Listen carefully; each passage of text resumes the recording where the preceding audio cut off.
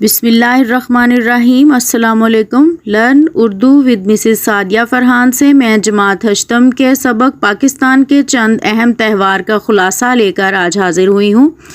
عزیز طلباء، جیسا کہ آپ جانتے ہیں کہ اردو کے پرچہ میں خلاصہ اور مرکزی خیال کے بارے میں سوالات شامل ہوتے ہیں، جن کو عموماً تخلیقی لکھائی کے طور پر بچوں کو گھر کے کام میں یا جماعت میں خود لکھنا پڑے تو کسی مصیبت سے کم نہیں لگتا، کیونکہ نوٹس کی عادت کی وجہ سے طلباء کو خود سے لکھنے کی کوئی کوشش کرنا نہایت مشکل لگ رہا ہوتا ہے۔ لہٰذا آج میں خلاصہ اور مرکزی خیال کو لکھنے کا انتہائی آسان طریقہ بتا رہی ہوں۔ تو سب سے پہلے ہم خلاصہ اور مرکزی خیال میں فرق کو سمجھ لیتے ہیں، اس کے بعد اسے لکھنے کے آسان طریقے کی جانب جائیں گے۔ عزیز طلباء، ادب کی دو بنیادی اقسام ہیں، نمبر 1 شاعری اور نمبر 2 نثر۔ شاعری منظوم حصہ پر مشتمل ہوتی ہے، خواہ وہ نظم ہو یا غزل، قصیدہ، مرثیہ یا رباعی وغیرہ، جبکہ نثری حصہ مضمون، کہانی، ناول، ڈرامہ، آپ بیتی اور سفر نامے وغیرہ پر مشتمل ہوتا ہے۔ ہمارے نصاب کی درسی کتب میں شامل شاعری کا تعلق عموماً نظم اور غزل وغیرہ سے ہوتا ہے۔ ابتدائی حصہ میں نظمیں، جس میں عموماً حمد و نعت اور وطن سے محبت کے بارے میں نظمیں شامل نصاب کی جاتی ہیں، لہٰذا ششم تا دہم مرکزی خیال لکھنے کے بارے میں سوال پرچہ میں دیا جاتا ہے۔ ہر نظم کسی ایک عنوان کے گرد گھومتی ہے اور اسی کے تمام پہلوؤں کا احاطہ کرتی ہے۔ جیسے حمد میں صرف خدا کی تعریف اور بڑائی بیان کی جاتی ہے، نعت میں حضور اکرم صلی اللہ علیہ وآلہ وسلم کی صفات بیان کی جاتی ہیں، اسی طرح وطن سے متعلق نظموں میں وطن سے محبت اور عقیدت کا اظہار کیا جاتا ہے۔ اب اگر ان نظموں کا مرکزی خیال لکھنا ہو تو ہم ایک پیراگراف جو کم از کم 8 سے 10 جملوں پر مشتمل ہوگا، اس نظم میں بیان کیے گئے نکات کو ترتیب وار پیش کیا جاتا ہے۔ ان نکات کو تدریسی مقاصد سے بھی لیا جا سکتا ہے۔ صرف و نحو سے متعلق نکات جو ہے وہ نہیں لیں گے، صرف ان مقاصد کو جن کا تعلق متن سے ہوگا وہی لیے جائیں گے۔ عزیز طلباء، یاد رہے کہ یہ مختصر سوالات میں شمار کیا جاتا ہے۔ اب آتے ہیں اپنے خلاصے کی طرف۔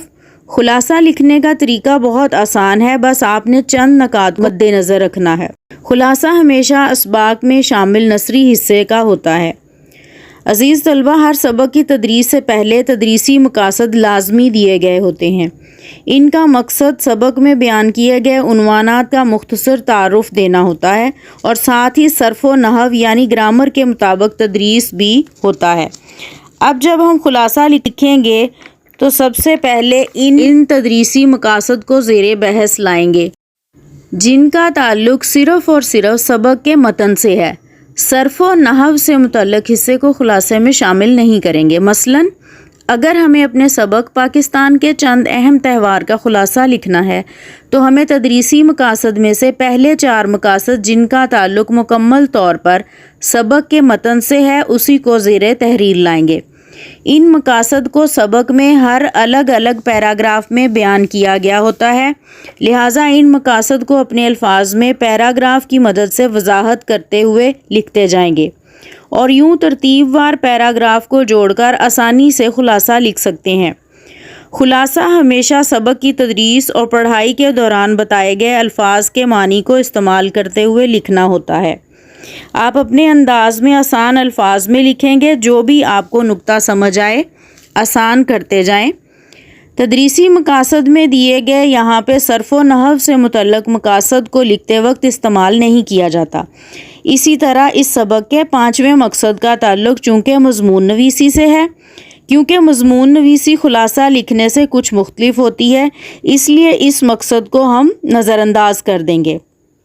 تدریسی مقاصد کے علاوہ سبق میں ہر پیراگراف میں جو اہم نکات ملیں ان کو سب سے پہلے لازمی انڈر لائن کر لیں اور پھر اپنے آسان الفاظ میں لکھتے جائیں۔ ہر پیراگراف میں 1 یا 2 نکات ضرور آپ کو خلاصے سے متعلق مل جائیں گے۔ اس کے بعد اب ان سارے نکات کو ملا کر ترتیب وار آسان الفاظ میں تحریر کر لیجئے۔ جو بھی سبق آپ پڑھیں اس کا نصف خلاصہ ہونا چاہیے، یعنی 4 صفحات پر مشتمل کوئی کہانی پڑھیں تو کم از کم 2 صفحات کو مختصر کر کے خلاصہ اپنے آسان الفاظ میں لکھ لیجیے۔ سوال یہ پیدا ہوتا ہے کہ خلاصہ کتنے الفاظ یا صفحات پر مشتمل ہونا چاہیے؟